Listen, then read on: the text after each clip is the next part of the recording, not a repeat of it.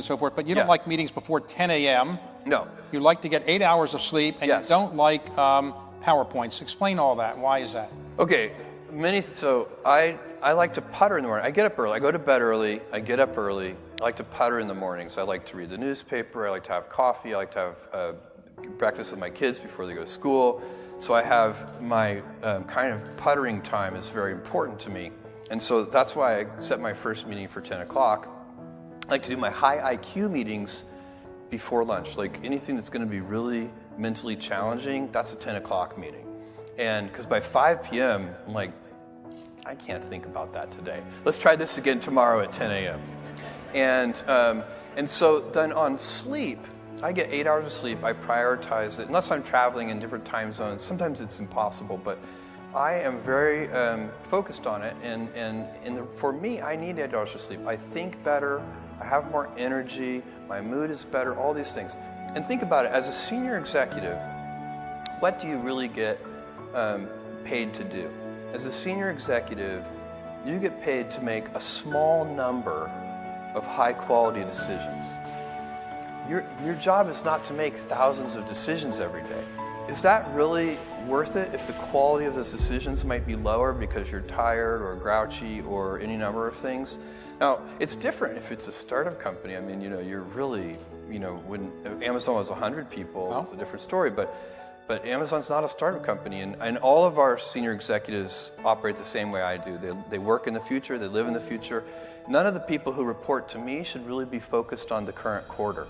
I always tell people, sometimes I get, we'll have a good quarterly conference call or something, and Wall Street will like our quarterly results, and people will stop me and say, congratulations on your quarter, and I say, thank you. But what I'm really thinking is, that quarter was baked 3 years ago. Right now, I'm working on a quarter that's going to reveal itself in 2021 sometime. And that's what you need to be doing. You need to be out sort of, 2 or 3 years in advance. And and then why do I need to make 100 decisions today? If I make like 3 good decisions a day, that's enough. And they should just be as high quality as I can make them. So, it really has not. I'm very proud of the culture that we have at Amazon, and I think of it as a gold standard culture for innovation and pioneering work, and the people I work with, these people who they're missionaries for what they do. They are, if you're giving a great customer experience, the only way to do that is with happy people. You can't do it with a set of miserable people, watching the clock all day. So does that include work-life balance and all those things? Yes, but I teach 3 leadership classes a year at Amazon. I'm a part of it. They're bigger classes, but I come in and teach a session. And I always talk about work-life balance, except I like to use the phrase work-life harmony rather than balance, because to me, balance implies a strict trade, whereas I find that when I am happy at work, I come home more energized, I'm a better husband, a better dad, and when I'm happy at home, I come in and better boss and better colleague. And so it's not, you could be out of work and have terrible work-life balance. Even though you've got all the time in the world, right. You could just feel like, oh my God, I'm miserable, and you would be draining energy. And so you have to find that harmony. It's a much better word. And I think for most people, it's about meaning. People want to know that they're doing something interesting and useful.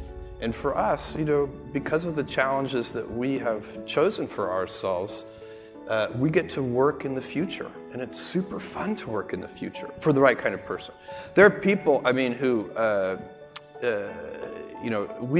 ours is an environment that's embraces a lot of change. We have to, because the internet is changing, the technologies that we use are changing. We operate at the intersection of technology and retail, both of which are highly competitive industries. But it's a really, for somebody who hated change, you know, I imagine high tech would be a pretty bad career. It would be very tough, you know, and there are much more stable industries. And so they should probably choose one of those more stable industries with less change, and they'd probably be happier there. That industry would be tough for me. So we're not all the same. And for me, a job that, I don't know, like for me, the job that would be the hard would be like, I don't know, insurance claims adjuster, something, you know, where I had the same job every day and it didn't change frequently. That would be hard. I'd do it, but and I'd do it at a high quality level. But